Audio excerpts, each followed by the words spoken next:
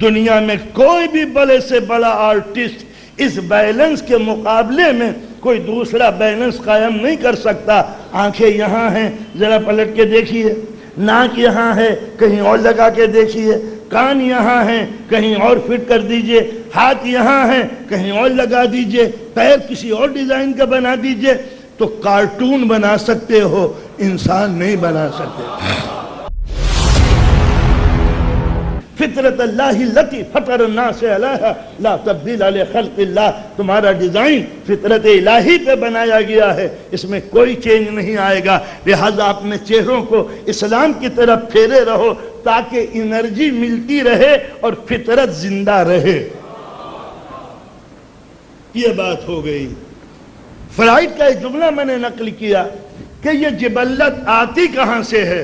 قرآن نے اس آنے کا مصدر کا پتہ بتا دیا ہے، وَسَوَّيْتَهُ وَنَفَخْتُ فِيهِ مِن رُوحِي فَقَعُوا لَهُ سَاجِدِينَ، جب میں اسے بنا لوں، سنوار لوں، وَسَوَّيْتَهُ میں جب اسے تسویہ دے دوں، تنظیم دے دوں، پروپورشن قائم کر دوں، جب تناسب بخش دوں۔ تناسب کیا ہے؟ یہ بیوٹیکل، یہ جو ہمارے جسم کے اندر ہے، بیلنس، یہ ہے تسویہ، تنظیم، تناسب۔ آنکھیں نہ بڑی نہ چھوٹی، ناک نہ بالکل بیٹھی ہوئی نہ لمبی، کان نہ چھوٹے نہ لمبے، ہاتھ نہ چھوٹے نہ بگلے کی طرح، پیر نہ چھوٹے مینڈک کی طرح نہ لمبے اونٹ کی طرح۔ یہ جو حسن دیا ہے، لَقَدْ خَلَقْنَا الْإِنسَانَ فِي أَحْسَنِ تَقْوِيمٍ، یہ جو بیلنس ہے، اس بیلنس کا دنیا میں کوئی جواب نہیں ہے۔ دنیا میں کوئی بھی بڑے سے بڑا آرٹسٹ اس بیلنس کے مقابلے میں کوئی دوسرا بیلنس قائم نہیں کر سکتا۔ آنکھیں یہاں ہیں، ذرا پلٹ کے دیکھیے، ناک یہاں ہے، کہیں اور لگا کے دیکھیے، کان یہاں ہیں، کہیں اور فٹ کر دیجئے، ہاتھ یہاں ہیں، کہیں اور لگا دیجئے، پیر کسی اور ڈیزائن کا بنا دیجئے، تو کارٹون بنا سکتے ہو، انسان نہیں بنا سکتے۔ یہ ہے وہ قدرت کا بخشا ہوا بیلنس کہ جس کے اندر آنکھ اگر ضائع ہو گئی، آنکھ ضائع ہو گئی، جگہ خالی ہے، بلب لگا دو، کیسا رہے گا؟ کوئی پھل لا کے رکھ دو، کیسا رہے گا؟ کاجو، اخروٹ، بادام اور قیمتی چیز کوئی زعفران بھر دو۔ بڑا کامیاب ڈاکٹر وہ ہے کہ جو آنکھ کے بدلے میں آنکھ لگا دے۔ جتنی سچی آنکھ لگائے گا نقلی، اتنا ہی بڑا ڈاکٹر کہلائے گا۔ وہ خالی جگہ پہ آنکھ بیٹھ تو جائے گی مگر کام کی نہیں ہوتی۔ سامنے کتاب لا کے رکھ دیجئے تو یہ نقلی آنکھ اصلی سے کہے گی میں جلدی سے پڑھ کے بتا دوں ورنہ آبری خسرے میں پڑ جائے گی۔ آپ نے اندازہ لگایا؟ یہ بیٹھ تو جاتی ہے اپنی جگہ پر فٹ،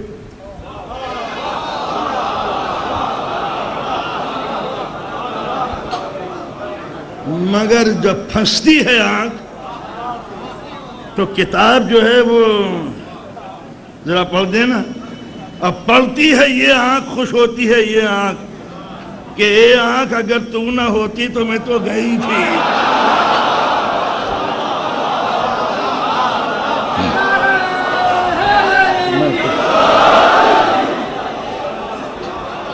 تو شکریہ تو ادا کرنا پڑے گا، ورنہ اگر غصے میں یہ آنکھ بند ہو جائے تب نگاہ پڑھ، اگر یہ کہہ رہے کہ میں نے پڑھ لی تو نہ کہ تو لہذا شکریہ ادا کرنا تو پڑتا ہی ہے کہ میاں اگر تم نہ ہوتے تو آج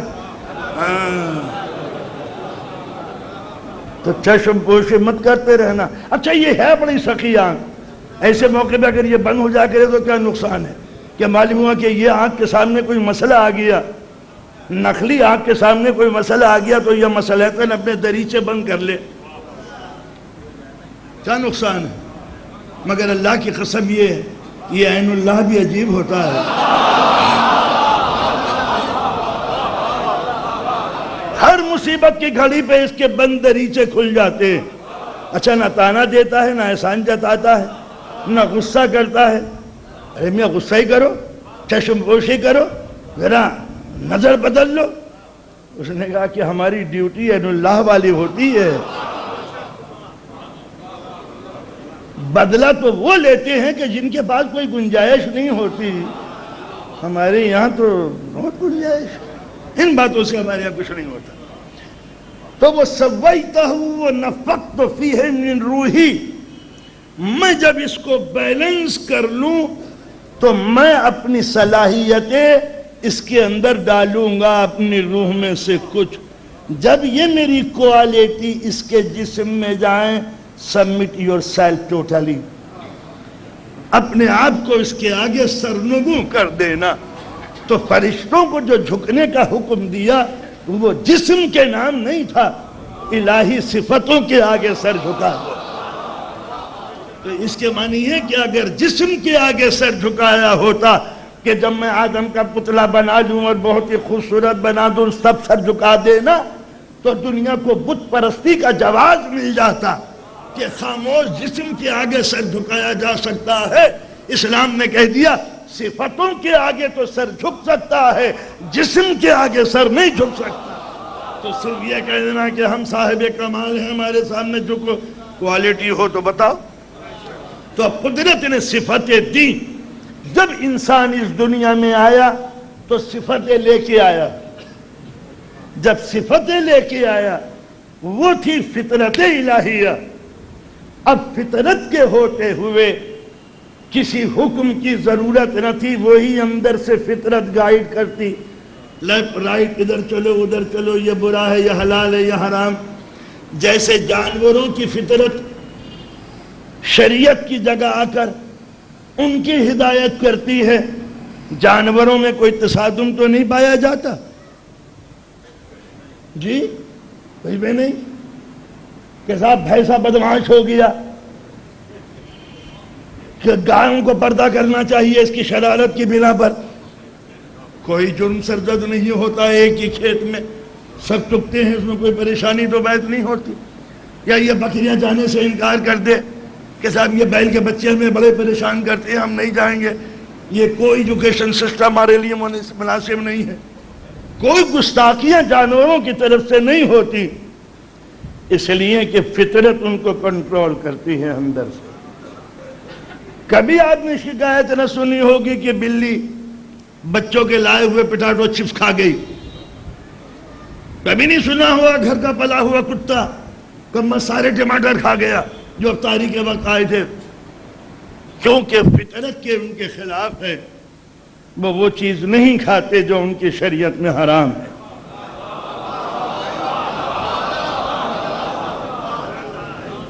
جو فطرت نے حرام قرار دیا ہے ان کا دل راغب نہیں ہوتا۔ اب سوال یہ پیدا ہوتا ہے کہ یا تو انسان کو فطرت کنٹرول کرتی تو شریعت کی ضرورت نہ تھی، نبوت کی ضرورت نہ تھی، تو انسان کی دو کلاسیں ہوتی، یا تو یہ جانور بنایا جاتا ٹوٹلی اللہ کے کنٹرول میں، اگر فزیکل باڈی دینی تھی تو جانور بنا دیتے، انسان کیوں بنایا؟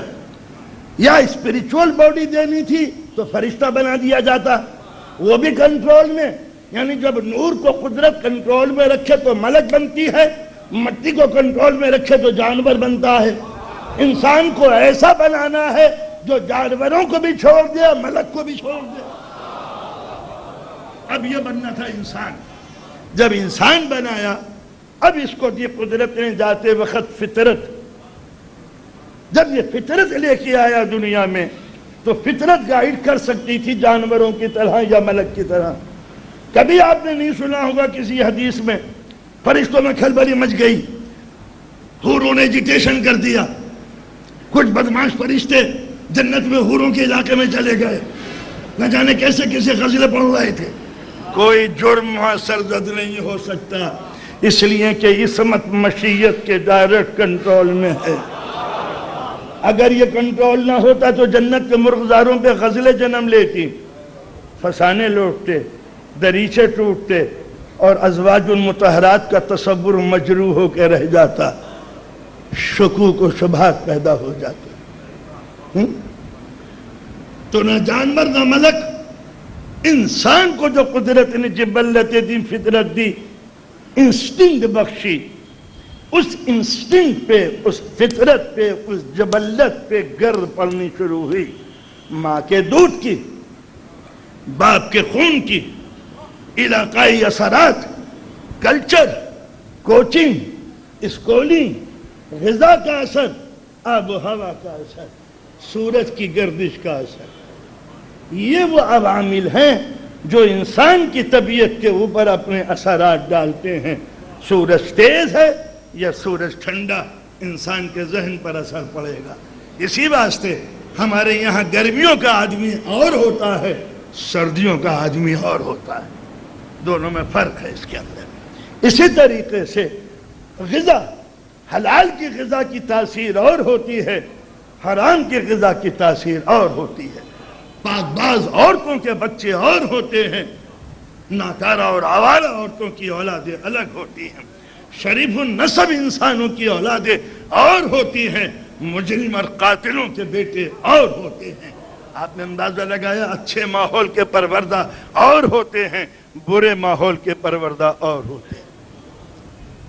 یہ آئی باہر کی تاثیر انسان کی فطرت کے اوپر۔ فطرت نیچے دبتی چلی جاتی ہے، اوپر زمانے کے گرد و غبار اپنے اثرات ڈالتے رہتے ہیں۔ فطرت مرتی تو نہیں ہے پوری طرح، مگر تباہ و برباد بھی ہو سکتی ہے، اور ایک کجمج بن کے ایک نئی چیز بھی بن سکتی ہے۔ یہ ہم اثرات دیکھتے ہیں اس کے اندر۔ سب سے پہلے ہلکی چیز کا ذکر کر دوں، کلائمیٹ۔